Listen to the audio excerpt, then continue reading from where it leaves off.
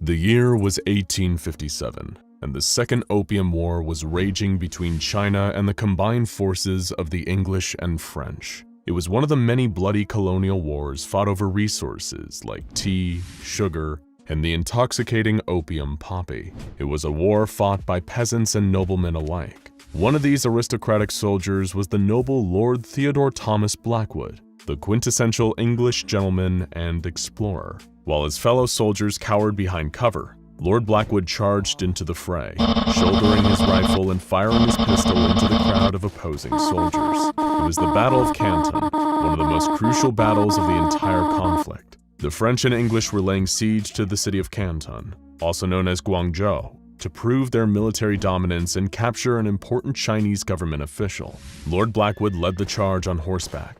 Every bullet seemed to find the heart of a foe. He was a true hero among men, a gentleman warrior with class, refinement, and style.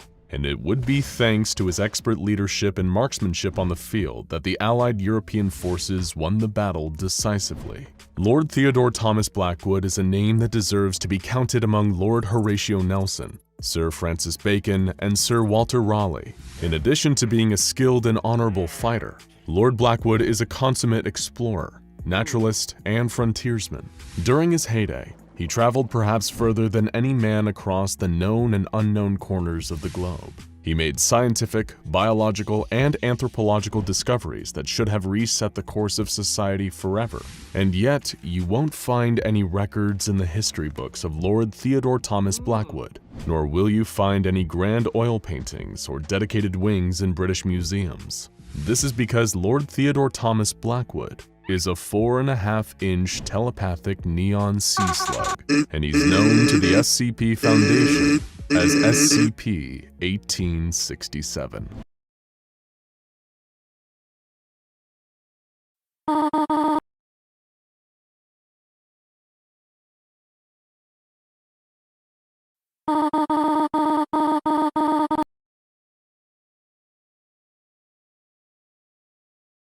While he would never admit to it, Lord Blackwood belongs to the species Nembrotha kubariana, also known as the variable neon slug. He's kept in a standard aquarium in a Foundation containment site, and is physically no different to any other member of his species. What makes Lord Blackwood unique is his powerful telepathic abilities, specifically the power to communicate by speaking directly into people's minds. And what's more, he's extremely talkative. But to what extent is anything that this anomalous sea slug says true? Or is he just like SCP-082 Ferdinand the Cannibal, a creative and pathological liar? It isn't committed to record how exactly the Foundation discovered Lord Blackwood. Perhaps a local aquarium worker worried they were going insane when they heard the voice of a 19th century English nobleman ringing in their ears whenever they were cleaning algae out of the tank. Maybe Lord Blackwood was found by SCP Foundation divers, who are constantly combing the ocean for anomalous creatures and activity. What we do know is that Lord Blackwood is an incredibly strange and mysterious individual. He claims to have visited locations all around the world and encountered rare societies and creatures. The Foundation was skeptical about a number of Lord Blackwood's more outlandish claims, on account of him being a sea slug, but he does appear to have the knowledge to back up his supposed experience. Interviews with Lord Blackwood have shown that he's extremely knowledgeable in the areas of geography, zoology, botany, archaeology, anthropology, and linguistics relating to his claimed regions of exploration, as well as more esoteric fields such as obscure mythology, mysticism, and cryptozoology. In other words, if Lord Blackwood hadn't gone on his escapades around the globe throughout history, how would he have come to possess this wide variety of information? The Foundation was getting frustrated and began to probe further into the personal life of the most interesting gastropod in containment. Lord Blackwood, under questioning, was always polite and amicable with Foundation staff. He seemed to display no real knowledge of the fact that he himself was a sea slug, going as far to accuse other people of being crazy or drunk when they brought the fact up to him.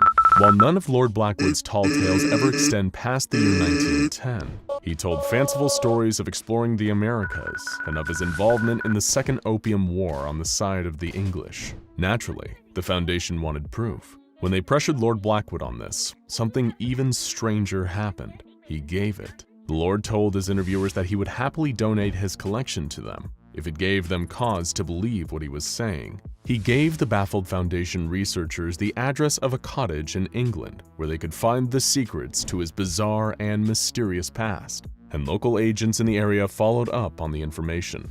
Upon investigation, Foundation field agents did indeed find the cottage that Lord Blackwood had specified. It was being maintained by an extremely old woman. When questioned about her presence there, she said that she was keeping the house for Lord Blackwood and gave no more useful information. Incidentally, it appears that this singular purpose was all that this old woman was living for.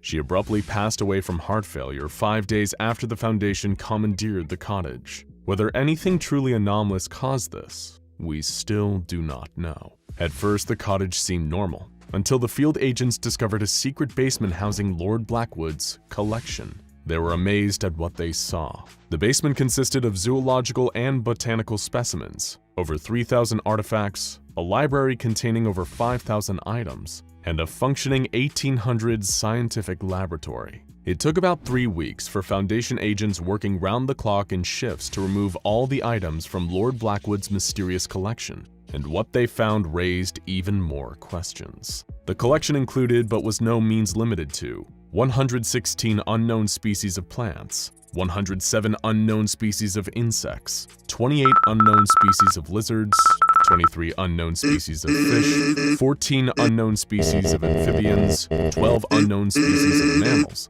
fossils pertaining to 8 unknown species of dinosaur, fossils pertaining to 12 unknown species of prehistoric mammal, and artifacts belonging to 29 unknown indigenous societies. That's a lot of unknowns. But wait, there's more. His collection also contained a collection of seemingly unknown firearms, including 3 wide-bore muskets marked as Dr. B.T. Moth's effective particle destabilizers, detailed globes of Mercury, Venus, Mars, and the Galilean moons, accompanied by notes detailing possible paths of surface exploration, a heavily modified carriage containing instruments of unknown purpose. A note attached to the door reads, "On the Fritz, speak with Henry," and a highly dangerous and seemingly anomalous machine that killed 4 Foundation field agents before it was destroyed on site. And when questioned about this little fiasco, Lord Blackwood responded, "I did warn you to be careful around my collection. That bloody thing nearly took my head off back in '97 when I found it." However, there was one thing recovered from Lord Blackwood's collection that was perhaps more interesting than all the others. 35 handwritten journals containing recordings of events described by Lord Blackwood in his grandiose tall tales to the Foundation researchers. The accounts are generally identical to the stories he had told, save for some slight variations and exaggerations on the part of Blackwood in the retelling. Most interestingly of all of these journals have been dated to the appropriate time period of the events described by Foundation scientists. While his stories are too numerous to all be shared here, there's one that perfectly sums them all up. Lord Blackwood's account of a possible encounter with SCP-1000, also known as Bigfoot, in Seattle during the mid-1800s. Lord Blackwood, seeking to explore the so-called New World of North America, embarked with an assistant and an indigenous American guide to the Pacific Northwest in search of the legendary Sasquatch. The trio was headed for Mount Rainier, then known as Tahoma.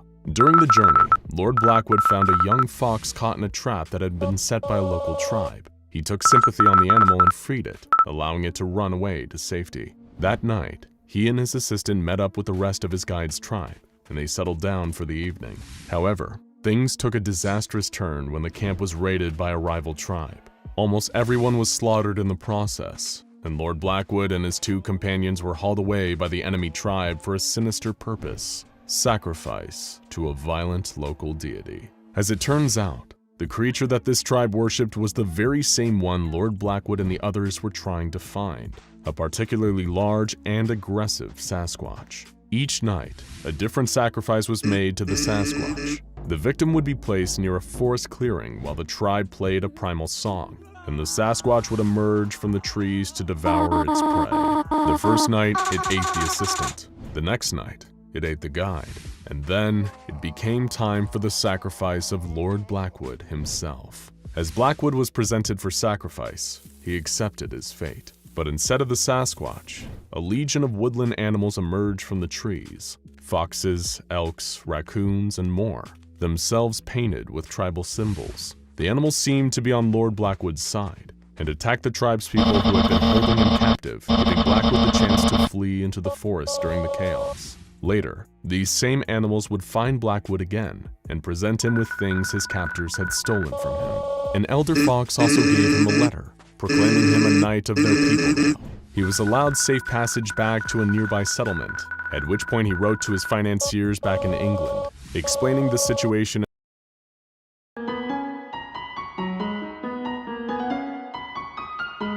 and asking for more money to perform further expeditions into the Tahoma region. The whole incident had only increased his thirst for adventure and exploration. Whether this tale is actually true, or just a bizarre colonial fantasy from the pathological mind of a telepathic sea slug, we may never know. But it doesn't make it any less interesting. To this day, Lord Blackwood continues to be a perplexing but fascinating anomaly. He may not be the most dangerous, and he may not be the most useful either, but there's no denying that perhaps we'd all like to sit next to his tank for a couple hours one day and hear him spin a good yarn over a warm cup of tea.